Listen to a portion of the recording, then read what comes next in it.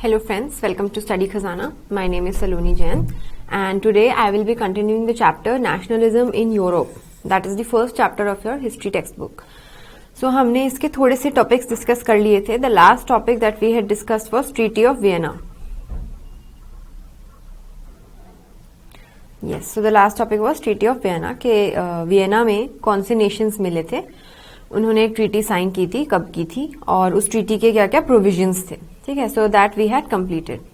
Now the next topic that we have to start is the evolution of revolutionaries. ठीक है, अभी हमने थोड़ा लिबरल्स पढ़ा, हमने कंजर्वेटिव्स पढ़ा, अब हम स्टार्ट करेंगे रेवोल्यूशनरीज के बारे में. ठीक है, okay. So after the events of 1815 many liberal nationalist went underground for the fear of repression. ठीक है, तो लिबरल नेशनलिस्ट जो थे, जो हमने लास्ट लेक्चर में पढ़े थे, उनकी एक्टिविटीज थोड़ी सी स्लो डाउन हो गई. ठीक है, secret societies sprang up in many European states to train revolutionaries and spread their ideas. ठीक है, तो बेसिकली रेवोल्यूशनरीज की स्टार्ट कैसे हुई? ये सीक्रेट सोसाइटी से. ठीक है, कि डिफरेंट जगह ऐसी ऑर्गेनाइजेशंस, ऐसी सीक्रेट बॉडीज बनने लगी जहां पर रेवोल्यूशनरीज को ट्रेन किया जाता था. ओके. Giuseppe Mazzini, ये बहुत इंपॉर्टेंट है, was an Italian revolutionary. He was, इनकी आपको करनी है बायोग्राफी, इनके ऊपर शॉर्ट नोट आ सकता है या फिर इनके बारे में कोई पर्टिकुलर एस्पेक्ट पूछा जा सकता है कि इनका कंट्रीब्यूशन क्या था नेशनल स्ट्रगल में, तो इनको आपको अच्छे से करना है. He was born in 1807. He became a member of the secret society of the Carbonari. When he was 24 year old, he was sent into exile in 1831 for attempting a revolution in Liguria. तो मतलब काफी young age से ये revolutionary activities में participate कर रहे थे मजीनी.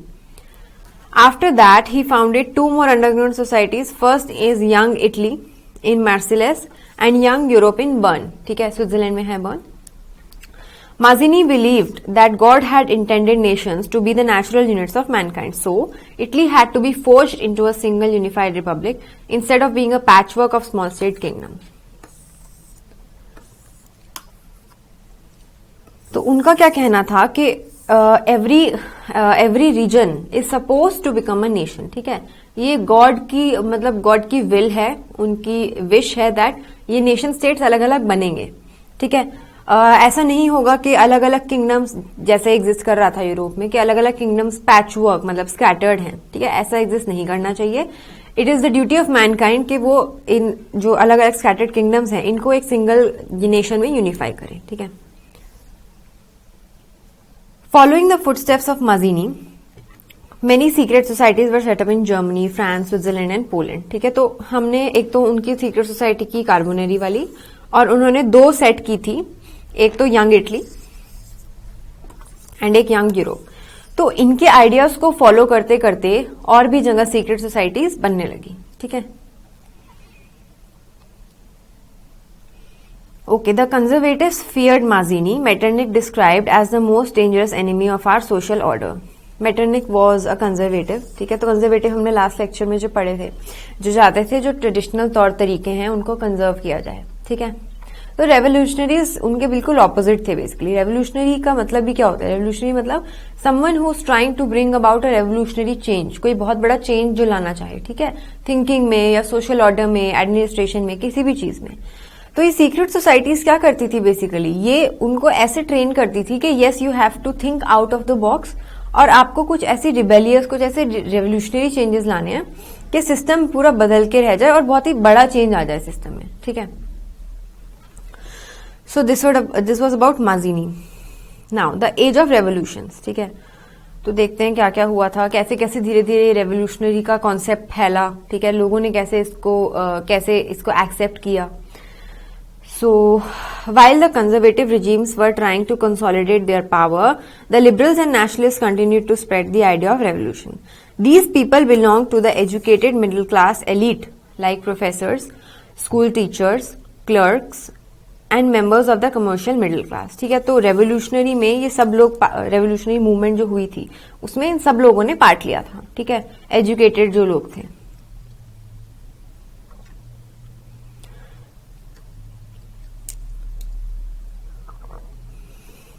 तो रेवोल्यूशन पढ़ लेते हैं एक बार. द फर्स्ट अपहीवल अपहीवल मतलब वही revolution, took place in France in July 1830. Okay.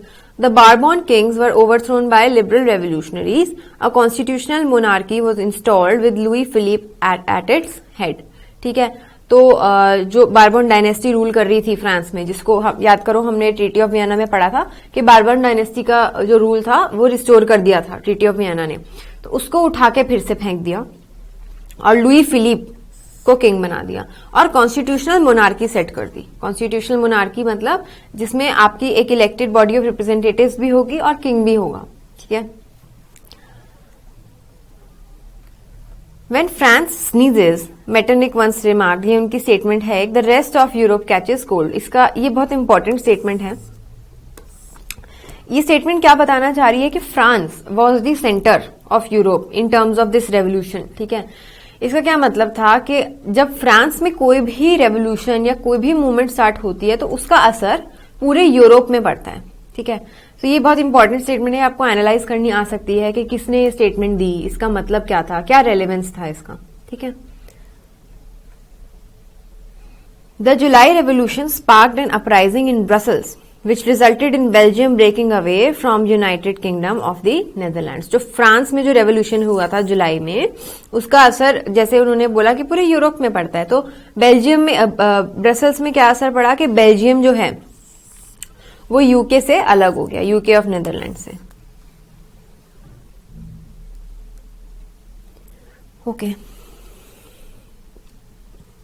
Next, ये बहुत इंपॉर्टेंट टॉपिक्स हैं. अब इंडिपेंडेंस ऑफ ग्रीक्स और उसके बाद आगे एक आएगा यूनिफिकेशन ऑफ इटली. ठीक है. तो ये आप प्लीज अच्छे से समझिए.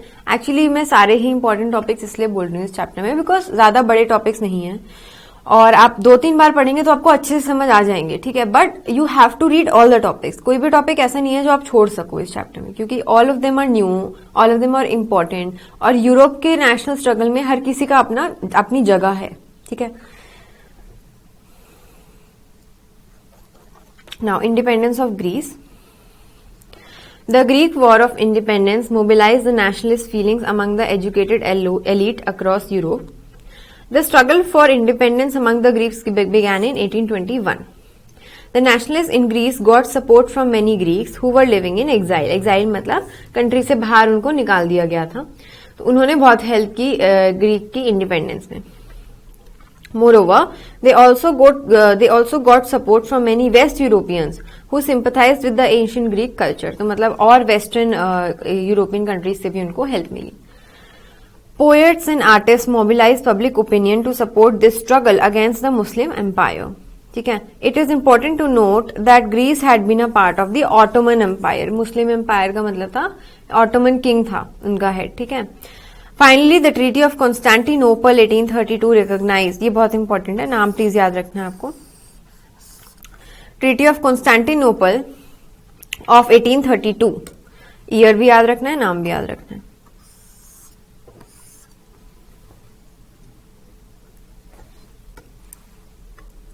Recognise Greek as an independent nation. ठीक है. तो ऑटोमन एम्पायर रूल कर रहा था ग्रीक पे. ठीक है. उसके बाद स्ट्रगल हुआ, उसको जगह जगह से सपोर्ट मिला एंड ट्रीटी ऑफ कॉन्स्टेंटिनोपल 1832 के तहत वो इंडिपेंडेंट हो गया. अच्छा, ये अब एक इंपॉर्टेंट टॉपिक है रोमांटिसिज्म. तो देख लेते हैं. Please don't confuse it with फिल्मी रोमांटिसिज्म. ये थोड़ा अलग है. ठीक है.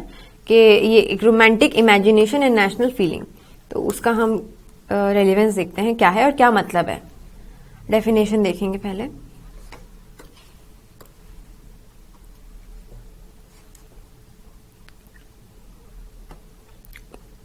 Romanticism was a cultural movement which sought to develop a particular form of nationalist sentiment. ठीक है. रोमांटिक एक्चुअली क्या था कि जैसे आपको इंडिया का जो हम चैप्टर करेंगे तो उसमें था वेरियस सिंबल्स, वेरियस इमेजेस. ठीक है. ये सब डेवलप होने लग गई थी. तो इसमें भी रोमांटिसिज्म का क्या था कि आपकी नेशनलिस्ट फीलिंग्स बढ़ाने के लिए वो डिफरेंट चीजों की हेल्प लेने लगे. ठीक है. ताकि लोगों का कॉन्फिडेंस बढ़े, लोगों के अंदर जो पेट्रियोटिज्म है वो बढ़े. तो इसको हम उस कंट्री में, उस यूरोप में, उस कॉन्टिनेंट में इसको हम क्या टर्म देते हैं? रोमांटिसिज्म. ठीक है. So romanticism was a cultural movement which sought to develop a particular form of nationalist sentiment. ठीक है. क्या होता था इसमें, romantic artist usually criticise the glorification of reason and science, कि जितनी भी टेक्नोलॉजिकल डेवलपमेंट्स हो रही हैं वो उसको क्रिटिसाइज करते थे, उसको अपोज करते थे। और क्या करते थे वो, they focused on emotions, intuition and mystical feelings, मतलब कल्चर को प्रोपेगेट करना, ठीक है, मॉडर्न साइंस को क्रिटिसाइज करना और एंशिएंट कल्चर, हेरिटेज, इन सबका प्रेज करना, इन सबको बढ़ावा देना। They tried to create a sense of collective heritage, a common cultural past as the basis of a nation. तो उनके पास्ट में, उनके कल्चर में जो जो अचीवमेंट्स रही हैं, जो जो अच्छी बातें रही हैं, उनके ऊपर ज्यादा फोकस करना, लोगों को उनके बारे में अवेयर कराना, ठीक है, और मॉडर्न साइंस और टेक्नोलॉजी को थोड़ा सा अपोज करना। So this was all a part of romanticism, ठीक है। तो ये डेफिनेशन आएगी तो आप ये सारा अच्छे से एक्सप्लेन करेंगे। नाम है कुछ। Romantics like German philosopher Johann Gottfried Herder claimed that true German culture could be discovered among the common people which are known as Das Volk, ठीक है, common citizens को Das Volk कहते हैं। These romantics use, अच्छा ये बहुत important है कि इनके तरीके क्या थे। They used folk songs, folk poetry and folk dances to popularize the true spirit of the nation, which is called Volksgeist. आपको ये टर्म्स भी याद रखने हैं, ठीक है, आपको ये टर्म्स के उससे आ सकता है, what is the meaning of Volksgeist, ठीक है, या फिर क्या क्या होता था Volksgeist में। The emphasis on vernacular language was also important to take the nationalist message to a large number of people who were mostly illiterate. ये बहुत इंपॉर्टेंट लाइन है। ये क्या कहना चाह रहे हैं कि जब एजुकेशन इतनी वाइड स्प्रेड नहीं थी, वहां पर इलिटरेट लोग थे, तो जो लोकल लैंग्वेज जो सबको आती थी, इन्होंने क्या ट्राई किया, रोमांटिसिस्ट ने या फिर बाकी सब नेशनलिस्ट ने, कि लोकल लैंग्वेज में ही सब चीजों को फैलाएं, सब चीजों को डिस्ट्रीब्यूट करें, ताकि भले कोई लिटरेट हो या इलिटरेट हो, सब उसको समझ सके, ठीक है। Karol Karpinski celebrated the national struggle through his operas and music in Poland. तो देखिए म्यूजिक, आर्ट, ठीक है, एंड मूवीज, स्मॉल मूवीज, ठीक है, एंड पेंटिंग्स, तो इन सब की हेल्प से इन्होंने नेशनलिज्म की फीलिंग डेवलप करने की कोशिश की, ठीक है। He turned folk dances like Polonaise and Mazurka, ये वहां के फोक डांसेस के नाम है, इनटू नेशनलिस्ट सिंबल्स, ठीक है।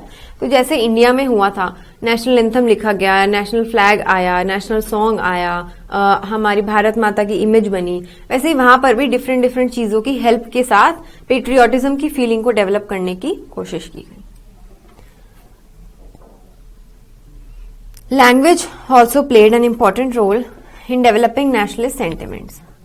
After Russian occupation, the Polish language was forced out of schools, ठीक है, जो बाहर की लैंग्वेज थी उसको हटाकर Russian language was impose everywhere, ठीक है। ऑब्वियसली किसी भी कंट्री में, किसी भी जगह पर जब उसकी local language, native language use होगी तो नेशनलिज्म की फीलिंग ज्यादा डेवलप होगी, ठीक है। अब देखो, जब ब्रिटिशर्स हमारे यहाँ थे तो इंग्लिश सब इतने कंफर्टेबल नहीं थे इंग्लिश से, पर जो भी लोकल लैंग्वेजेस थी, ठीक है, हिंदी फॉर एग्जाम्पल, उसमें वो ज्यादा कंफर्टेबल थे। तो आइडियाज उसमें एक्सचेंज जब होने लगे प्रिंट मीडिया के थ्रू, तो लोगों को ज्यादा अवेयरनेस आने लगी, ठीक है।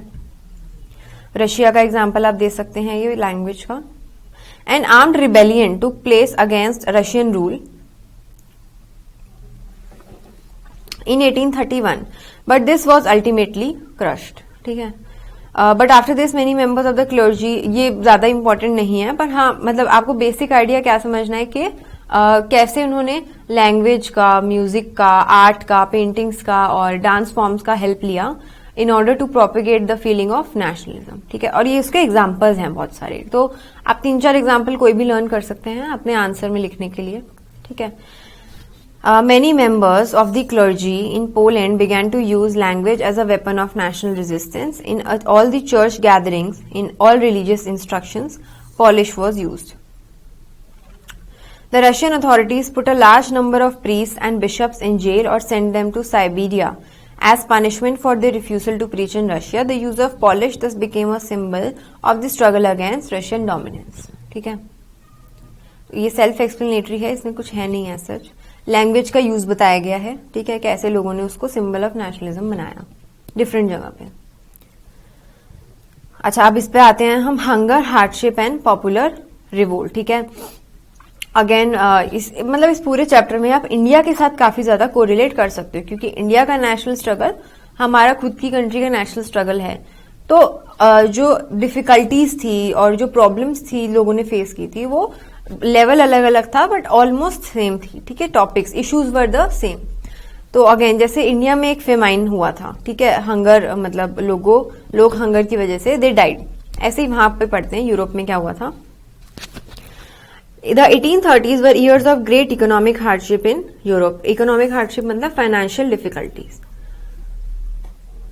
There was a huge growth in population in the first half of the 19th century. Number of unemployed had increased manifold. There was large-scale migration from rural areas to urban areas. Such migrants lived in overcrowded slums in the cities. ठीक है, तो सारी आपको conditions बताई हुई है, ठीक है, कि अनएम्प्लॉयमेंट थी, उसके बाद लिविंग कंडीशंस बहुत कम थी, माइग्रेशन बहुत बढ़ रहा था, ठीक है, रूरल एरिया से अर्बन एरियाज में पॉपुलेशन बहुत बढ़ रही थी, एटसेट्रा। ये सब कॉमन प्रॉब्लम्स होती हैं, जहां पे भी फाइनेंशियल डिफिकल्टी होती है ये कॉमन प्रॉब्लम्स होती हैं वहां पर।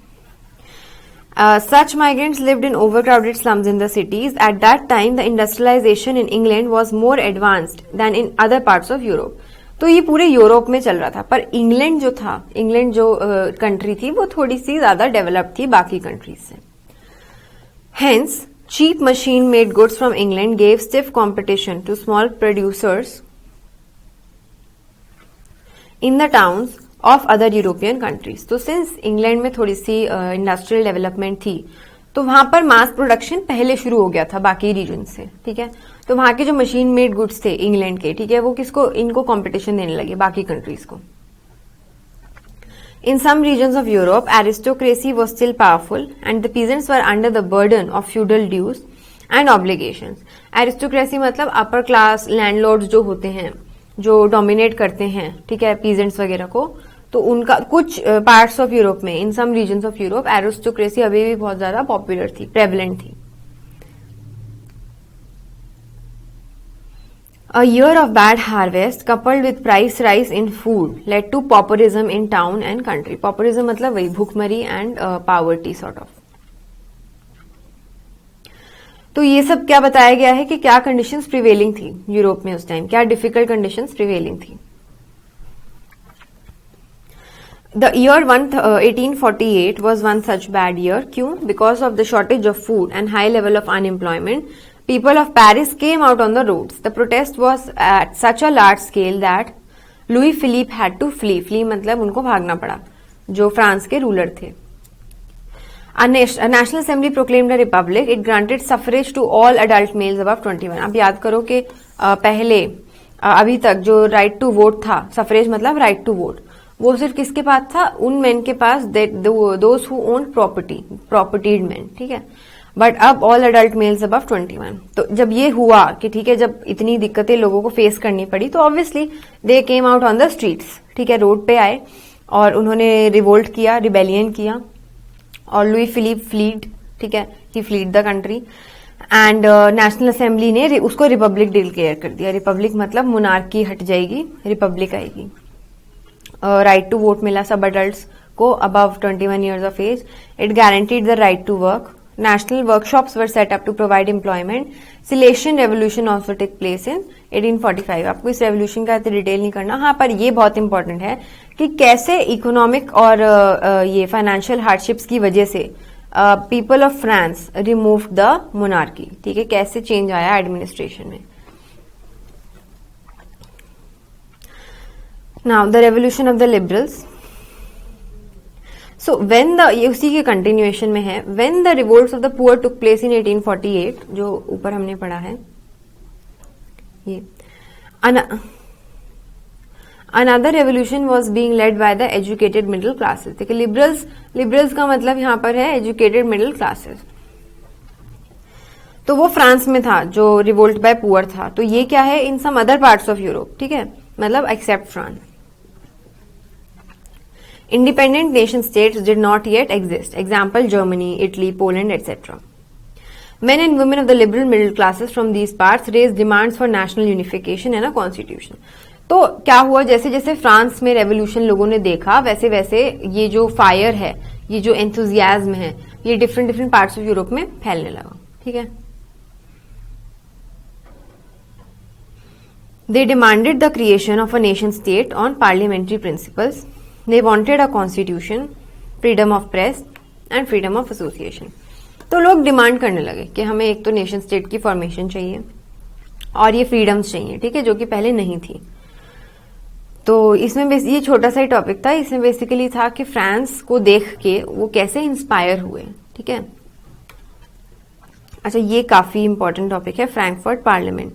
तो आई वुड रिक्वेस्ट आप इसको अच्छे से देखिए.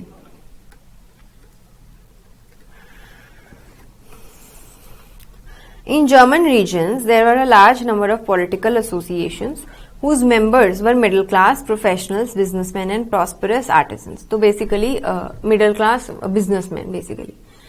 They came together in the city of Frankfurt, Germany में है, ठीक है, and decided to vote for an all German National Assembly.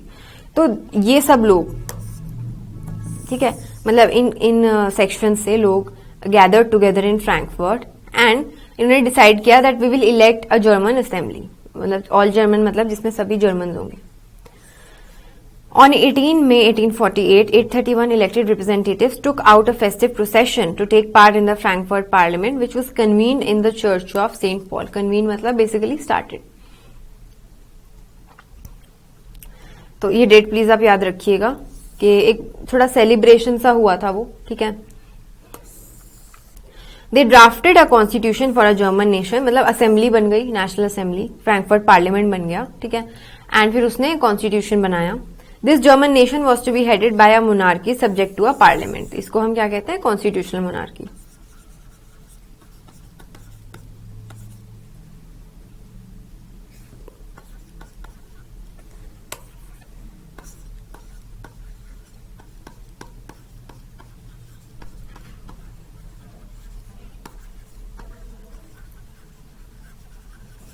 ये टर्म आप याद रखिएगा.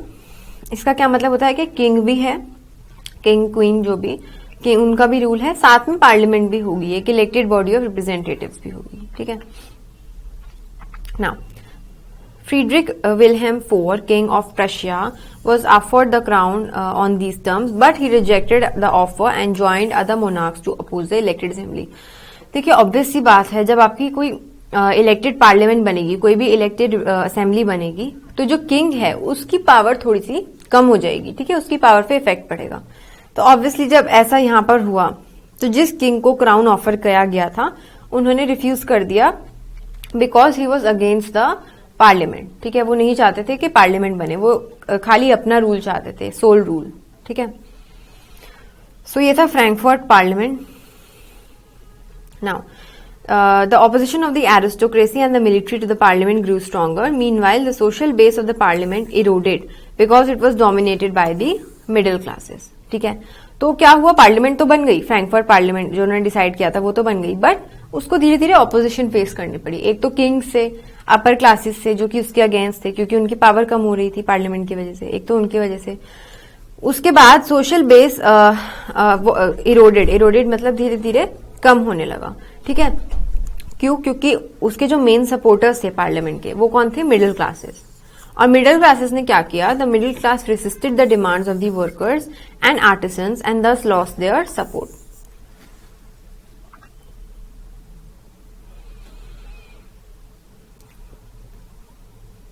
ओके, सो जो मिडिल क्लास लोग थे, ठीक है, उनको जो भी डिमांड्स रखी जाती थी वर्कर्स की या किसी भी और सेक्शन ऑफ सोसाइटी की, तो उन्होंने उस पर इतना ध्यान नहीं दिया, तो ऑब्वियसली लोगों ने सपोर्ट करना बंद कर दिया. Finally troops were called in and the assembly was forced to disband. Disband मतलब डिसॉल्व, ठीक है. सो आपको फॉर्मेशन अच्छे से आ गई समझ, और फिर कैसे ये डिसॉल्व हुई, कैसे खत्म हो गई है, ठीक है, किन रीजंस की वजह से हो गई, तो ये आपको अच्छे से आना चाहिए.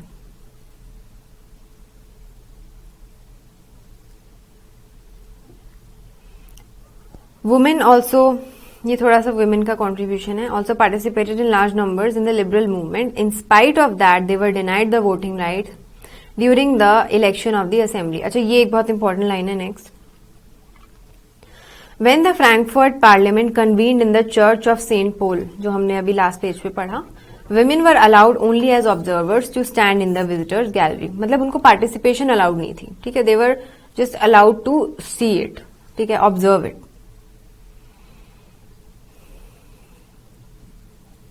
Now, although the liberal movements were suppressed by the conservative forces, but the old order could not be restored. ठीक है, इसका मतलब बेसिकली ये, जैसे जर्मनी में हमने देखा कि पार्लियामेंट डिसबैंड हो गई, ठीक है, और किंग्स ने उसको अपोज किया ताकि वो पावर में आ जाए, but old order could not be restored. पहले जैसा जो पूरा सिस्टम था प्रॉपर, ठीक है, एग्जैक्ट वैसा सेटअप नहीं हो पाया दोबारा.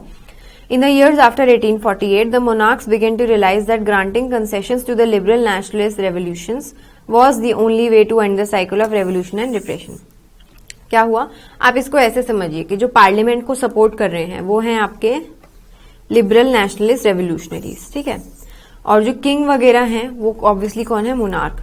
तो किंग ने एक बार तो पार्लियामेंट को हटा दिया, पर बाद में उनको धीरे धीरे क्या रियलाइज हुआ कि हमें उनके साथ आना ही पड़ेगा, ठीक है, हमें उनकी थोड़ी सी डिमांड्स माननी ही पड़ेगी, उनको थोड़े से कंसेशंस देने पड़ेंगे, ठीक है.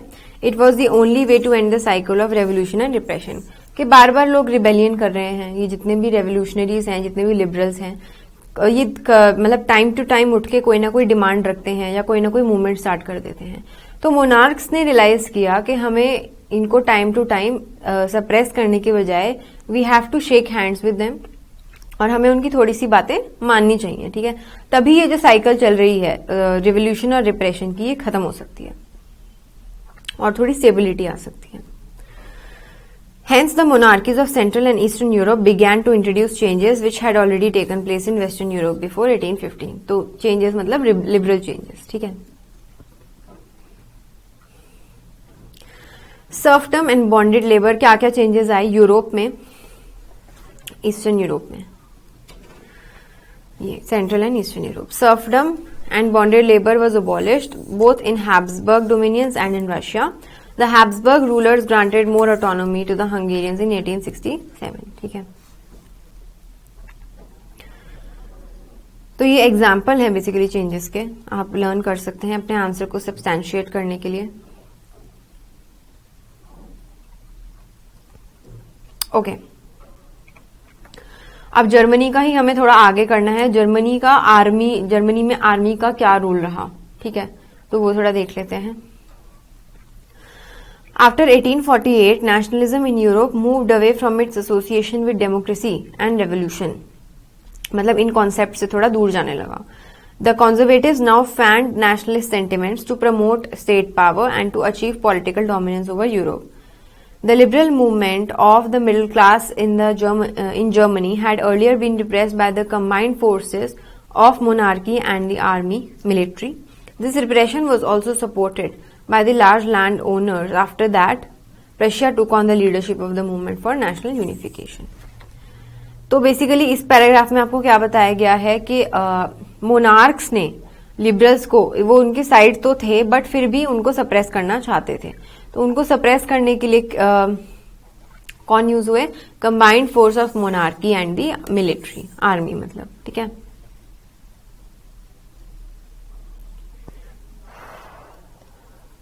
अब जैसे हमने माजीनी पढ़ा वैसे एक और इम्पोर्टेंट पर्सनालिटी हमें पढ़नी है, ऑटो वान बिस्मार्क, ठीक है.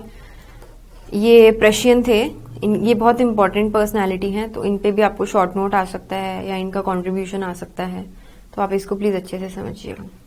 ऊपर वाले टॉपिक्स मैंने ज्यादा स्ट्रेस इसलिए नहीं किए because they are mildly important, ठीक है, but this is very important. Otto von Bismarck.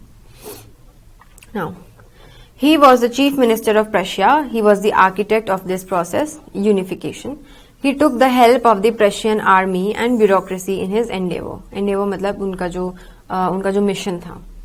3 wars were fought over 7 years with Austria, Denmark and France. मतलब प्रशिया की 3 wars हुई थी इन सब के साथ. The war each, 1 war each with each country. The wars ended in Prussian victory and completed the process of unification.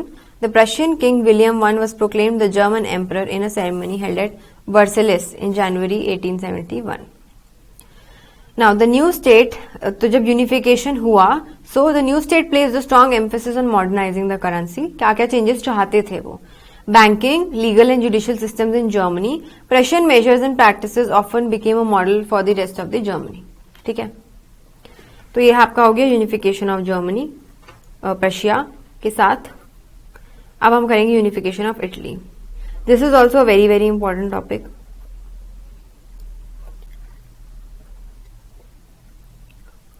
Because this was a milestone, ठीक है, in this struggle. Italy also had a long history of political fragmentation. Political fragmentation मतलब वो politically बहुत सारे regions में divided था. Fragmentation मतलब division. There were many dynastic states and multinational Habsburg Empire in Italy. Okay. During the middle of the 19th century, Italy was divided into 7 states. ठीक है, तो start ऐसे है. Out of them, only Sardinia Piedmont was ruled by an Italian princely house. ठीक है, तो ये बताया गया है कौन से डिफरेंट रीजन्स थे इटली में. ठीक है, 7 स्टेट्स लिखा है मेजरली. कौन कौन किस किस को रूल करता था. ठीक है, तो Sardinia piedmont was ruled by an Italian Prince. North was under Austrian Habsburgs, the center was under the Pope, and the southern regions were under the domination of the Bourbon kings of Spain. ठीक है, तो बहुत ही ज्यादा scattered था और बहुत अलग अलग रूलर्स के अंडर था ये. The Italian language had yet to acquire a common form and it still had many regional and local variations. तो लैंग्वेज इटालियन थी बट उसके बहुत सारे डायलेक्ट्स, उसके बहुत सारी वर्जन्स थे जो चल रहे थे. Now, during the 1830s, Giuseppe Mazzini planned to put together a program for a unitary Italian republic. मतलब ये जो सब scattered states हैं इनको unify करने के लिए. The failure of revolutionary uprisings, both in 1831 and 1848, meant that mantle now fell on Sardinia Piedmont under its ruler king Victor Emmanuel. The ruling elites of this region saw the possibility of economic development and political dominance to a unified Italy. ये बहुत important line है. इसका क्या मतलब है कि उन्होंने सोचा अगर ये यूनिफाई हो जाए, ठीक है, इटली यूनिफाई हो जाए तो इकोनॉमिक डेवलपमेंट में हेल्प होगी और पॉलिटिकल मतलब रूलिंग में हेल्प होगी. ठीक है. Chief minister Cavour led the movement to unify the regions of Italy. He was neither a revolutionary nor a democrat. ये भी बहुत इंपॉर्टेंट है, इन पे भी आपको नोट आ सकता है. He was like many other wealthy and educated members of Italian elite. He too was more fluent in French than in Italian. He made a tactful diplomatic alliance with France and thus succeeded in defeating the Austrian forces in 1859. Apart from regular troops, many armed volunteers under the leadership of Giuseppe Garibaldi joined the fray. ये सारा हम पढ़ रहे हैं unification of Italy, किस किसने part लिया, कैसे कैसे पार्ट लिया. In the 1860s, they marched into South Italy and the kingdom of the two Sicilies. ठीक है, ये जगह का नाम है. They succeeded in winning the support of the local peasants and drove out the Spanish rulers. ठीक है, तो साउथ में जो रूलर्स रूल कर रहे थे उनको हरा दिया. Victor Emmanuel was proclaimed the king of United Italy in 1861. But a large number of the Italian population remained blissfully unaware of liberal nationalist ideology, probably because of very high level of illiteracy. तो क्या है कि unification of Italy तो हो गई 1861 में, ठीक है, बट बहुत एक लार्ज चंक ऑफ पॉपुलेशन को पता ही नहीं था कि क्या हो रहा है, एग्जैक्टली क्या हो रहा है, because they were illiterate, awareness नहीं थी इतनी. ठीक है, स्टार्टिंग से वो किंग के अंडर मतलब रहते आए हैं, रूल होते आए हैं, तो उनको लगा अभी भी ये कुछ ऐसा ही कंटिन्यू हो रहा है. उनको ये नहीं पता था कि इतने वास्ट लेवल पे एक चेंज आ रहा है. ठीक है,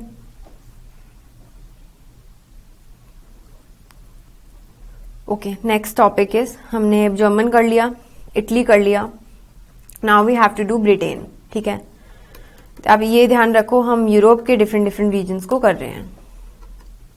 the formation of nation state in Britain did not happen because of a sudden upheaval और revolution.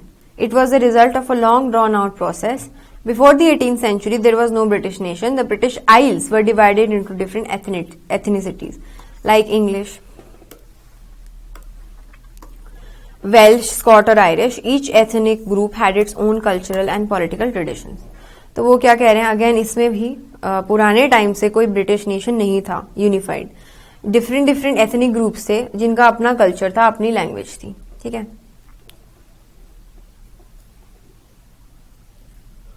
The English nation steadily grew in wealth, importance and power.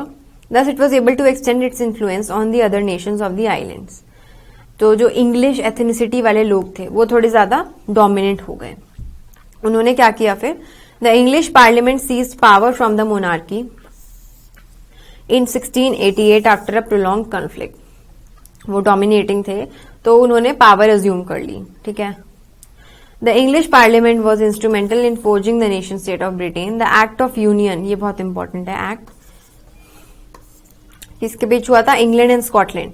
क्या हुआ इसमें? Resulted in the formation of the United Kingdom of great Britain. In this union England was the dominant partner and thus the British parliament was dominated by its English members.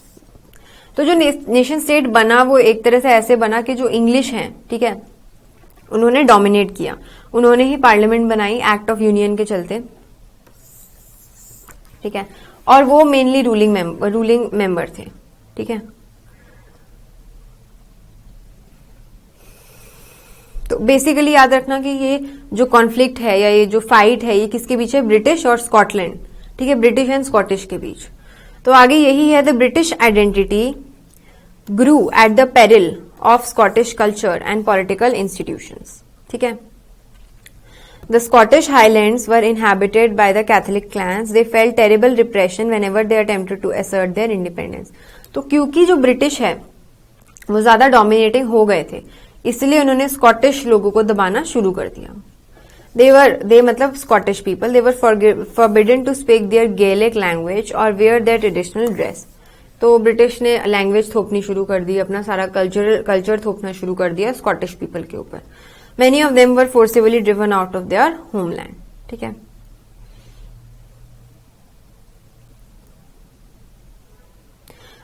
Ireland suffered a similar fate. It was a country deeply divided between Catholics and Protestants. ये आप याद करना, मैंने आपको civics में भी कराया था, ठीक है, ऐसे conflict. The Protestants of Ireland established their dominance over the majority Catholics through the English help, ठीक है। तो आयरलैंड में इन्होंने इंग्लिश की हेल्प ली, मतलब ब्रिटेन के लोगों की हेल्प ली, और इन कैथोलिक्स ने प्रोटेस्टेंट्स के ऊपर अपना डोमिनेंस स्टार्ट कर दिया। प्रोटेस्टेंट्स ने कैथोलिक्स के ऊपर अपना डोमिनेंस स्टार्ट कर दिया। There was a failed revolt by Wolfe Tone and his United Irishmen in 1798। After that Ireland was forcibly incorporated into the United Kingdom in 1801। मतलब इतना रिवोल्ट बढ़ गया और फाइनली वो यूके के साथ मर्ज हो गया। The English culture example, the British flag, the national anthem, English language, etc., was propagated forcefully to forge a new British nation.